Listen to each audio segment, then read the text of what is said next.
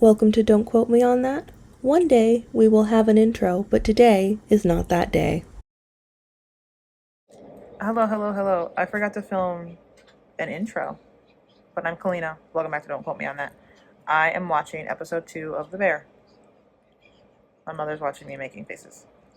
I'm watching episode 2 of The Bear. I already watched it at this point, but please enjoy me baking in my kitchen while I watch The Bear. I'm in my kitchen. I'm baking. About to start the second episode. We'll keep you updated. Okay, fun little update. I am making cake filling, as I said. We just finished the scene, the opening scene of episode 2, where you see him working at his previous fancy schmancy restaurant.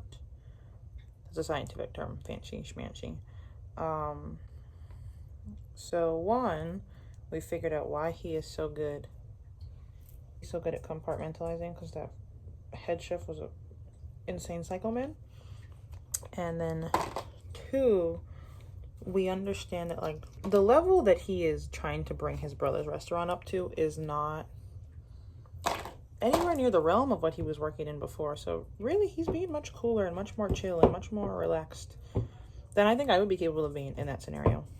But I did really like the very clear shifts in one, visually. Obviously, the restaurant he was working in, the fancy schmancy one, was very pristine and white and clean, but just the way it was filmed from kind of clinically, which is a bit of a cop-out word because there was so much white, but very clinically. And then the amount of ambient sound and grit and the sort of filter that gets put over when we get to the current restaurant and the new crew and the work he's making them do, which I'm so glad he's making them clean. The place was so messy, it was stressing me out. Also, we got a little bit of backstory, details, lore, call it what you want, because he said that he wanted to work in the restaurant, but Michael wouldn't let him, his brother. And Richie's like, no, you wanted to go off. And he's like, no, I wanted to be here, but Michael wouldn't let me work in the store. So, interesting bit of lore, especially because Richie's thing this whole time has been Richie's whole shtick is giving him a lot of grief for leaving, upping and going, and not being a part of everything. But he was like, I wanted to be a part of it. I just wasn't allowed. Okay, so the health inspector has shown up. Her partner is dead. Richie's giving her a hard time because that's his lot in life, is to give people a hard time. Meanwhile, Sydney is showing Carmi her proposal to save money in the place, and he's being kind of rude to her, honestly. And I don't know if it's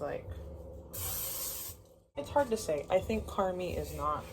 I don't get the feeling Carmi's a warm and fuzzy person just naturally, but I think he's extra bad right now just because of the circumstances around him, of the issues he's facing.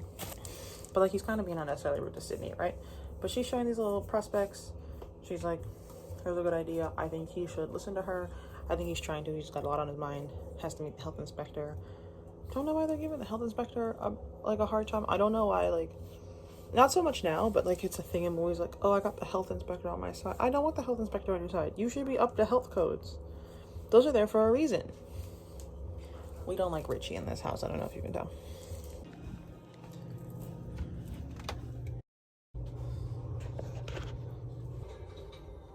My man can't catch a break.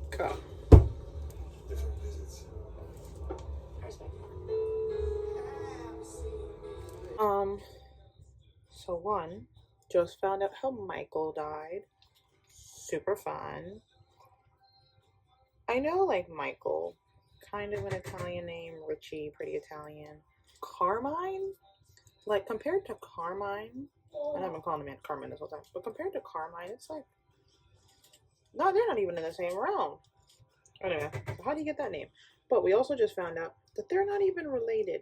I would never in a million years let someone who's related to me speak to me the way Richie speaks to Carmine, let alone the dude's not even related to you.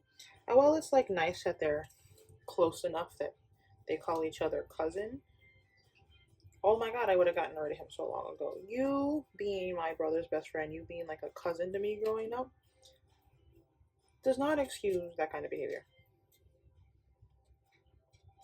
Would my brother be happy with you giving me the amount of grief you're giving me if he were still here? Like, seriously. So, I got mad beef with Richie.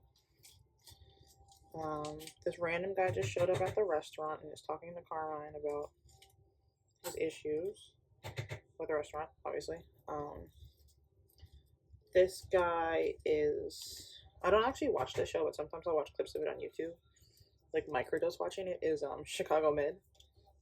And he plays the psychologist there, so that guy, if you guys know him.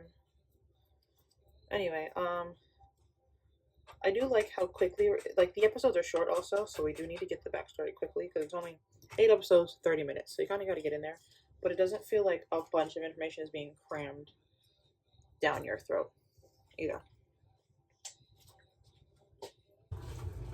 Mr. Anderson, here you go.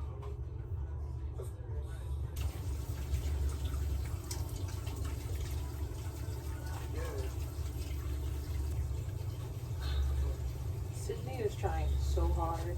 She is saying what needs to be said. And he is not cooperating. Richie. I'm glad it wasn't the traditional, like, oh, I was vulnerable in front of you on accident, so now I'm gonna break down my walls. I don't like being still annoying. Just following that little scene with Sydney and Richie in the car, I like that Sydney is, like, willing to give it back to him a little bit, be a little bit rough and tough, so to speak, without being as, like, aggressive, as vulgar, as extreme as they are as a whole, but especially Richie.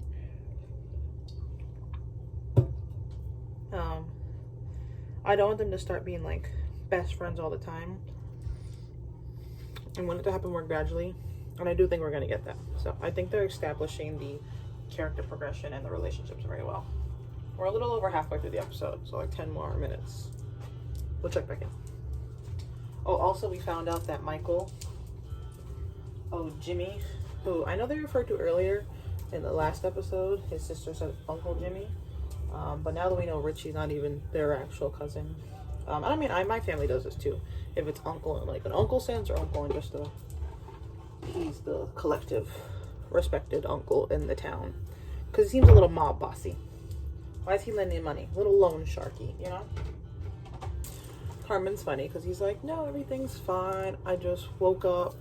This was the start of the episode. I just woke up and was cooking a bunch of frozen things and almost set my apartment on fire. And I'm having trouble breathing and sleeping.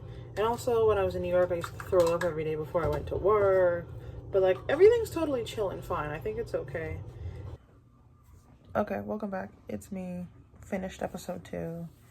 I had a feeling there were Carmi cigarettes, and we just figured out it was Carmi cigarettes that got left when the health inspector came. And he hired Sydney, which is good. I knew that was going to happen. But I like how they don't make big moments out of everything.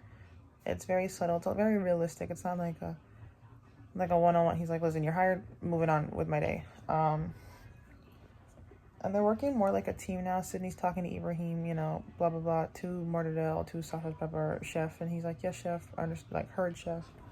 So they're getting there bit by bit. Carmine and Richie made up. I suppose when you're childhood friends, you get different privileges than non-childhood friends, but I'm still a little mad. I personally wouldn't be taking Richie, but you know, we're getting some humanization to him, kind of like what I was talking about with the first episode. I like that we didn't get any flashbacks in the first episode. I don't want to get too much backstory on Richie, at least not in the beginning, to be like, oh, we feel bad for this guy because he obviously doesn't see his daughter a lot and blah blah blah blah, because you got to meet the character where they are, who they are in at the time the story is being told. 9 times out of 10 is what we need to know, is how we need to characterize them, have them in our head, and see them progress or regress from there. I don't want to, and not that I'm saying Richie or even Carmine is a villain, but like, you know, that happens with villain stories. We might get a lot of backstory early on, so by the time they get to their grand plan, you're like, yeah, but they behave like this for these reasons. Yeah, but does that justify? It might explain their behavior, but does it justify it? And I think when you get too much backstory too early on, you end up justifying behavior like that. So I'm excited to watch the rest of these. This will definitely be the last episode for this episode of the podcast. You can find us at Instagram and TikTok at Don't Quote Us on That. And then we're on Twitter at Don't Quote Us 27. So if you want to chat with me, share some theories with me, some moments maybe I could look forward to, not too spoilery, please let me know.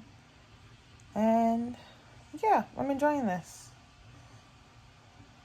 We're having fun. We're enjoying this. But yeah, thanks for coming along for the ride. I'll see you next week.